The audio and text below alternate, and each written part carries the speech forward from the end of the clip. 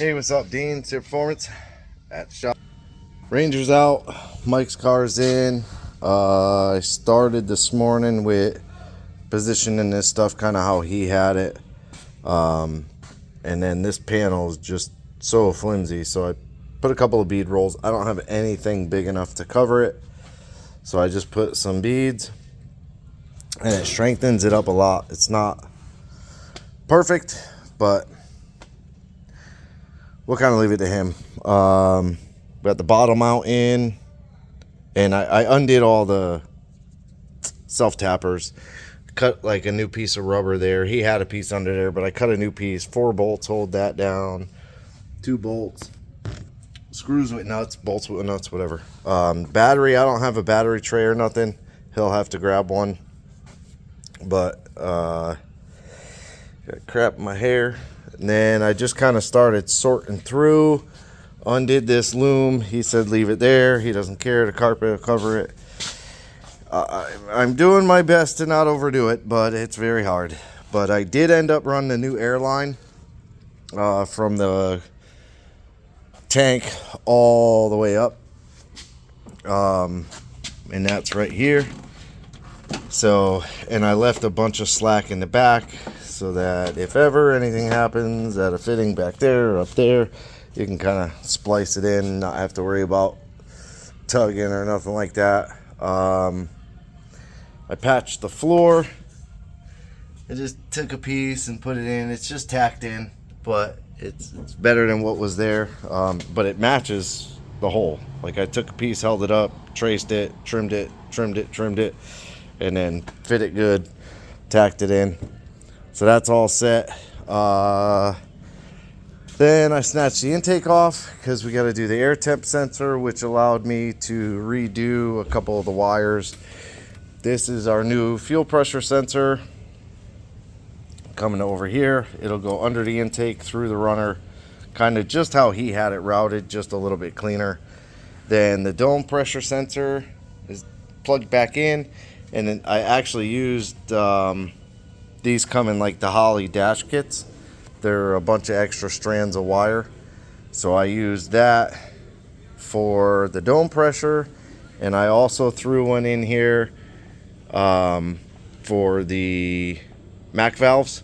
So if you know, 2 Mac valves, dual Mac valve, like how he's got, it's got 4 wires. 2 are 12 volt and 2 are pulse signal. So really it's a 3 wire if you think about it. If you tie the 2 12 volts together, it's a very low amperage draw on these. Like, I don't even, they don't list them in amps. 5.4 watts. So if you did the math, it's probably, I don't know, 2 amps, 1 amp, something like that. It's a very small draw. So I'll tie the 2 12 volts together. And then I have the 2 signal wires, which will be this wire here. The orange will get 12 volt. The black and the green will be signal. And I think I already messed up. Now that I'm going over it in my head, I did. It's all right though. It's easily undone. So I did a Deutsch connector on the power tap, and I kind of doubled everything over. It's just 5 volt and sensor ground is all I want to run in here. The other green and black, green is 12 volt and black is just a normal ground. But I got to pull this one off. This is our 12 volt, which I could use the power tap. So I'll probably end up running this up to that little panel up there that doesn't have a fuse. Well, there's nothing in the car that gets power.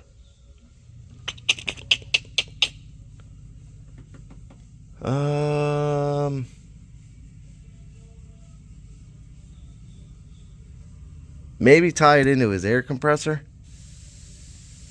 so that you sort of have an enable for the boost control. I'll think that one through. Not sure, but I have both of the outputs tied to the green and the black. The input for the dome pressure sensor, all of that is done. So this is what we're left with.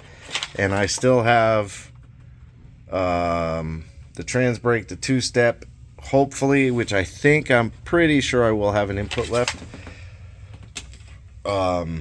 Because one input is trans brake and 2-step. And then, yeah, I believe I may have 2 inputs left, but I'm not sure. I have it written down over there on the table, but I'm not getting up. But we're also going to give them a 3-step, which will be like an rolling 2-step. So, well, I don't know if you want to call it 3-step, but it'll be a rolling 2-step. So we're going to give them that, which will be a separate input, and it'll just be a rev limiter. Yeah, so I got it all vacuumed out again. I think that's pretty much what I've done today. That is pretty much it. It's a lot. I just kind of organized some of the wires, trying to figure out the catch can. If I have fittings, I'm going to change these to 90s. I've just been kind of tinkering through. So yeah, normally what I do is I take the fuel pressure where it comes out this big split, and I just pull it back to there and take it out, relume it all back up, and it's enough wire. Now mind you, his was cut to extend, so I had to connect back onto his connector. Oh, and this hose, I'm going to change this hose for an AN fitting. This is like the main vacuum hose, comes off the back of the intake, and it's just a barb fitting, and I couldn't get any one of the parts off, so I'm going to take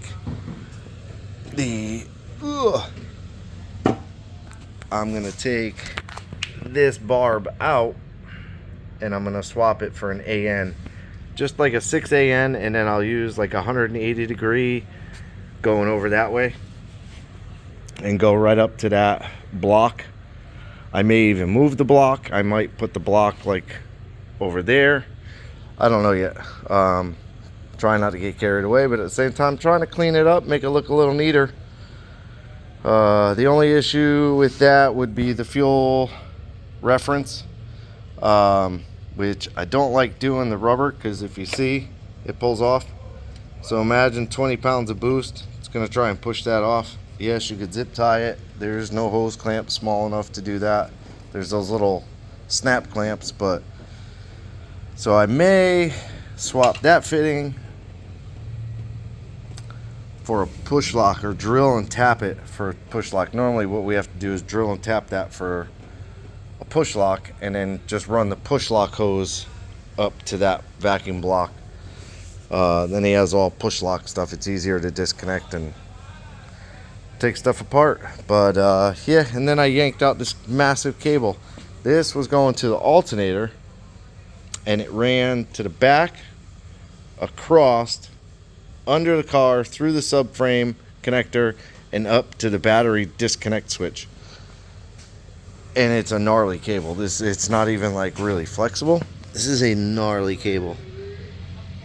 It is slip wire 10.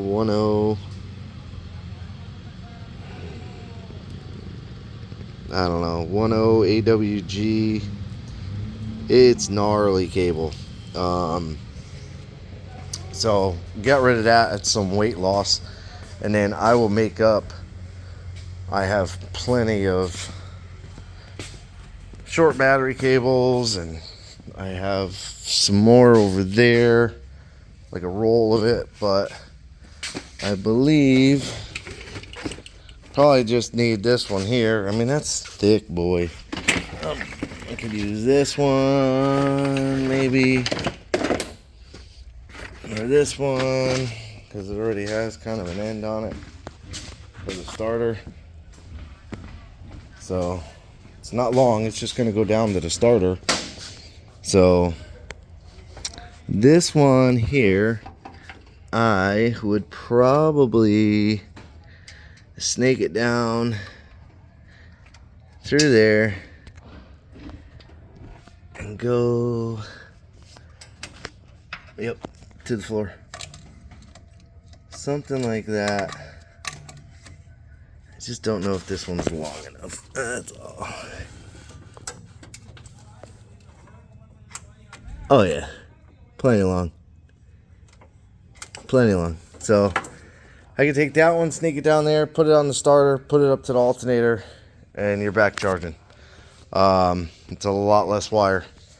So I'll just have to put an end on this side here. I have to put a lug on there, which I believe I still have a bunch of lugs. I'll take care of that. And then, yeah. So tomorrow, I don't think I'll be here much, which sucks. My wife's got some appointments. I mean, it doesn't suck. It is what it is. She's got some appointments, and my other kids have to go to work, so I give them my car to go to work. So might not be here too much tomorrow. We'll see. But hopefully get this wrapped up. I got to do the steering wheel, that sensor, and maybe, fingers crossed, we'll be good to go. I did find a couple of brand new BR7s, so I may end up just taking these ones back out and putting these ones in because they're brand new. We'll see. Anyways, I'm getting out of here. It's late. It's like almost 6 o'clock. So appreciate you watching. Like, subscribe, hit the bell to be notified of new videos. Leave me a comment. Y'all have a good day.